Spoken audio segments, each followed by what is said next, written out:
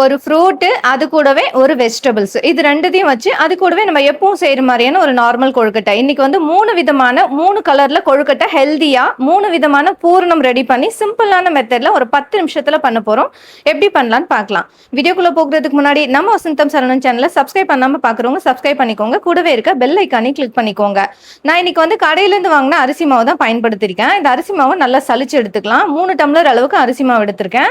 அதில் தேவையான அளவுக்கு நம்ம உப்பு சேர்த்துக்கலாம். லேசா வந்து தண்ணி தெளிச்சுட்டு நல்லா கொஞ்சம் கையால வந்து கலந்து விட்டுக்கலாம். கலந்து விட்டுட்டு மிக்ஸி ஜார்ல சேர்த்துட்டு நல்லா பல்ஸ் மோட்ல போட்டு அடிச்சு எடுத்துக்கணும். நல்லா ஈவனா, அதாவது கட்டிகள் இல்லாம ஈவனா வந்துடும். லேசா தண்ணி தெளிச்சுக்கோங்க, அதிகமா தண்ணி தெளிக்க கூடாது. இப்போ இதை இட்லி பானையில சேர்த்து வேக வைக்க போறோம். அதுக்கு வந்து இந்த மாவை ஒரு இடியாப்ப தட்டுல சேர்த்துக்கிறேன். பாருங்க, மாவு வந்து நல்லா ஈரப்பதமாகவும் இருக்கணும், அதே சமயம் நல்லா கொஞ்சம் இந்த மாதிரி பலன்னு இருக்கணும். ரொம்ப அதிகமாக ஈரப்பதம் ஆயிடுச்சுன்னா கொழுக்கட்டை வந்து நல்லா கொஞ்சம் ஸ்டிக்கியாக இருக்க மாதிரி ஆகிடும், சாஃப்டாக இருக்காது. இப்போ வந்து இட்லி பானையில் கொஞ்சமாக தண்ணி சேர்த்துட்டு ஸ்டவ் ஆன் பண்ணிவிட்டு அதை வந்து சூடாக்கி வச்சுருக்கேன். தண்ணி நல்லா கொஞ்சம் கொதிக்கிற ஸ்டேஜ் வரும்போது ஸ்டவ்வை வந்து மீடியம் ஃப்ளேமில் வச்சுட்டு இப்போ இந்த இடியாப்பு தட்டில் இருக்க மாவு வந்து அதில் வச்சிடலாம். வச்சுட்டு அடுத்ததான் வந்து கொஞ்சமாக கேரட் எடுத்து வச்சுருக்கேன். இப்போ அந்த கேரட்டை வந்து நம்ம தோல் எல்லாம் வந்து சீவிட்டு ஒரு சின்ன பவுலில் வந்து தனியாக எடுத்து வச்சுருக்கேன், ஒரு சின்ன கிண்ணத்தில். அந்த கேரட்டையும் இந்த மாவுக்கு நடுவில் அந்த கிண்ணத்தில் தனியாக வச்சுக்கிறேன், செப்பரேட்டாக இருக்க மாதிரி வச்சுட்டு இதை இப்போ வந்து ஒட்டுக்கா சேர்த்து நம்ம வேக வைக்க போகிறோம். இதை அப்படியே நம்ம மூடி போட்டு வச்சிடலாம். மூடி போட்டு வச்சுட்டு 10 நிமிஷம் வெந்துச்சுன்னா கரெக்டாக இருக்கும் நமக்கு. அதுக்கு மேலே வேகணும்னு அவசியம் இல்லை. இப்போ 10 நிமிஷத்துக்கு அப்புறம் இதை ஓப்பன் பண்ணி பார்க்கலாம். கேரட் நல்லாவே வெந்துருச்சு, மாவுமே நல்லாவே வெந்துருச்சு. இதை அப்படியே நல்லா ஆற விட்டுடலாம். இப்போ அடுத்ததாக பூரணம் வந்து நம்ம ரெடி பண்ணலாம். இப்போ அந்த மாவுலாம் ஆறிட்டு இருக்கட்டும். ஃபஸ்ட்டு வந்து எள் எடுத்துக்கிறேன். ஒரு டம்ளர், ஒரு குட்டி டம்ளர் அளவுக்கு எள் எடுத்துட்டு, வெள்ளை எள் இல்லை கருப்பு எள் எது வேணாலும் எடுத்துக்கலாம். எள் வந்து நல்லா பொரியிற அளவுக்கு இதை நல்லா வறுத்து எடுத்துக்கணும். ஸ்டவ்வை மீடியம் ஃப்ளேமில் வச்சு வறுத்து எடுத்துக்கலாம். இப்போ வறுத்த எள்ளை வந்து ஒரு மிக்ஸி ஜாரில் சேர்த்துக்கிட்டு 1/2 டம்ளர் அளவுக்கு வெல்லம் சேர்த்துக்கிறேன். வெல்லத்தோட அளவு பார்த்தீங்கன்னா நம்ம எவ்வளோ அளவுக்கு இந்த எள்ளு எடுத்துக்கிறோமோ அதில் பாதி அளவுக்கு இருந்துச்சுன்னா நார்மலான இனிப்பு இருக்கும். இன்னும் கொஞ்சம் அதிகமாக இனிப்பு தேவைப்பட்டுச்சுன்னா நீங்கள் 3/4 டம்ளர் அளவுக்கு வெல்லம் சேர்த்துக்கோங்க. இதில் 2 ஏலக்காய் வந்து சேர்த்துக்கிறேன், நல்லா கொஞ்சம் மணமாக இருக்கும். 2 ஏலக்காய், 1/2 டம்ளர் அளவுக்கு வெல்லம், 1 டம்ளர் அளவுக்கு வறுத்த எள்ளு சேர்த்துட்டு நல்லா கொரப்பாக அரைச்சி எடுத்துக்கலாம். பல்ஸ் மோட்ல போட்டு அரைச்சி எடுத்துக்கோங்க. அப்போ தான் எண்ணெய் பிரியாமல் நல்லா கொஞ்சம் பலன்னு நமக்கு வந்து அரைப்பட்டு வரும். இப்போ இதை அப்படியே ஒரு பவுலுக்கு மாற்றி வச்சுக்கலாம். இப்போ அடுத்ததான் அதே வானிலையில் கொஞ்சமாக வேர்க்கடலை, 1 டம்ளர் அளவுக்கு வேர்க்கடலை சேர்த்துக்கிறேன். வேர்க்கடலையே நல்லா வறுத்து எடுத்துக்கலாம். வேர்க்கடலையோட அந்த தோலெல்லாம் பிரிஞ்சு வரும் இல்லையா, அந்த அளவுக்கு நல்லா நம்ம வறுத்து எடுத்துக்கணும், ரொம்ப தீச்சிடக்கூடாது. இப்போ வேர்க்கடலையும் வந்து நல்லா ஓரளவுக்கு வறுபட்டு வர ஆரம்பிச்சிடுச்சு. இப்போ இந்த வேர்க்கடலை வந்து நல்லா கொஞ்சம் சூடெல்லாம் ஆறிட்ட பிறகு அது மேலே இருக்க தோல் வந்து நம்ம கையாலே நல்லா தேய்ச்சி எடுத்தோம்னா ஈஸியாக வந்துடும். இல்லாட்டி ஒரு டம்ளரை வந்து வச்சு நல்லா அழுத்தி எடுத்தோம்னா நல்லா ஈஸியாக இருக்கும். அது மேலே இருக்க தோல் எல்லாம் ரிமூவ் ஆகி வந்துடும்.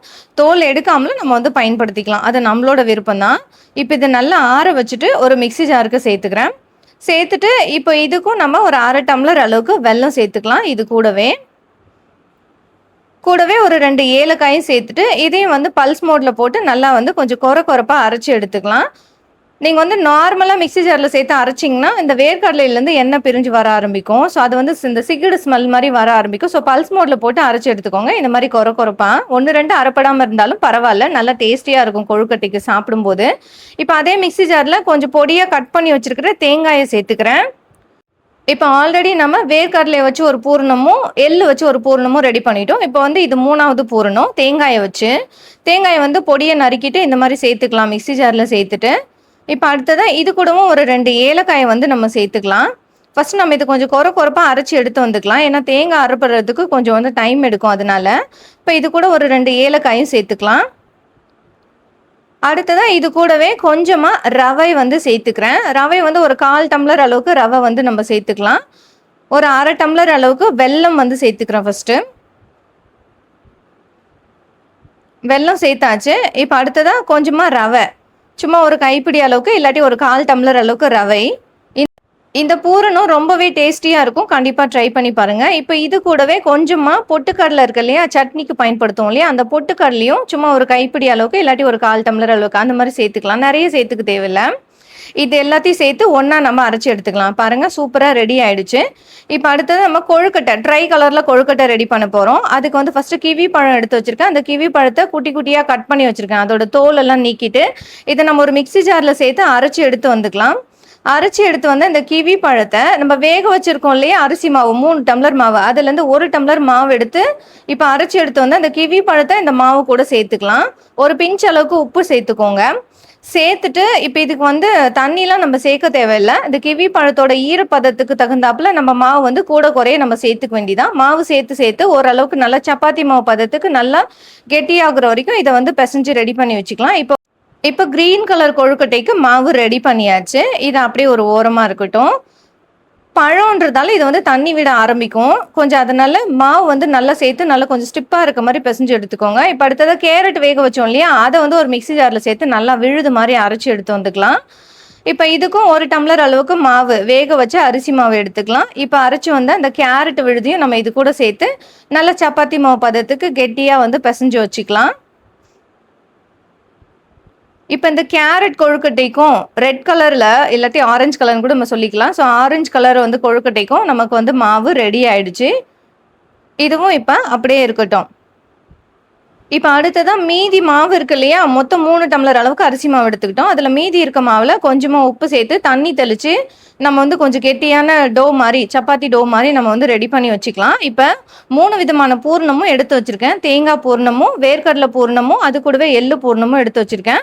இப்போ இந்த மாவு வந்து ரெடி பண்ணிவிட்டு குட்டி குட்டியாக நம்ம சின்ன சின்ன உருண்டைகளாக வந்து நம்ம ரெடி பண்ணிக்கலாம். இந்த 3 கலர் கொழுக்கட்டையுமே சின்ன சின்ன உருண்டைகளாக ரெடி பண்ணிவிட்டு அதை அழகாக உள்ளங்கையில் வச்சு ரவுண்ட் ஷேப்க்கு திரட்டி எடுத்துகிட்டு அதுக்குள்ளே நம்ம இந்த 3 விதமான பூரணங்களையும் வந்து தேவையான அளவுக்கு வச்சு நல்லா மோதகம் ஷேப்பில் ரெடி பண்ணிக்கலாம். இல்லாட்டி நார்மல் கொழுக்கட்டை ஷேப்லேயே ரெடி பண்ணிக்கிட்டு ஆஸ் யூஷுவல் எப்பவும் போல் இட்லி குண்டானில் தண்ணி சேர்த்துட்டு நம்ம இடியாப்ப தட்டில் வச்சு 10 நிமிஷத்துக்கு வேக வச்சு எடுத்தோம்னா சூப்பரான ட்ரை கலர் கொழுக்கட்டை, ஹெல்தியான கேரட்டு, கிவி பழம், நார்மல் கொழுக்கட்டை, அரிசி மாவு கொழுக்கட்டை ரெடி ஆகிடும். கண்டிப்பாக உங்களோட குழந்தைங்களுக்கு இந்த 3 விதமான கொழுக்கட்டை செஞ்சு கொடுத்து பாருங்கள். அவங்களும் ரொம்பவே விரும்பி சாப்பிடுவாங்க, ரொம்பவே ஜாலி ஆகிடுவாங்க இந்த கலர்ஸ் எல்லாம் பார்த்துட்டு. ரொம்பவே லேட்டானதால இந்த ஸ்டஃபிங் வைக்கிறதுலாம் வீடியோவில் காமிக்கல. ஸோ இதுக்கப்புறம் ரொம்ப சிம்பிளான மெத்தட் தான் ஸ்டஃபிங் வைக்கிறது. ஸோ வச்சு பாருங்கள் 3 கலரில் கொழுக்கட்டை ரெடி பண்ணியாச்சு. இதை வந்து நம்ம இட்லி பானையில் இட்லி எப்படி வேக வைப்போமோ அதே மாதிரி 10 நிமிஷம் வேக வச்சு எடுத்தால் சூப்பரான கொழுக்கட்டை ரெடி ஆகிடும். நீங்களும் இந்த ரெசிபியை ட்ரை பண்ணி பார்த்துட்டு எப்படி இருந்துச்சுன்னு கமெண்ட் பண்ணுங்கள். இந்த வீடியோ பிடிச்சிருந்தா நம்ம வசந்தம் சரவணன் சேனலை சப்ஸ்கிரைப் பண்ணிக்கோங்க. கூடவே இருக்க பெல் ஐக்கானையும் கிளிக் பண்ணிக்கோங்க. தேங்க்ஸ் ஃபார் வாட்சிங்.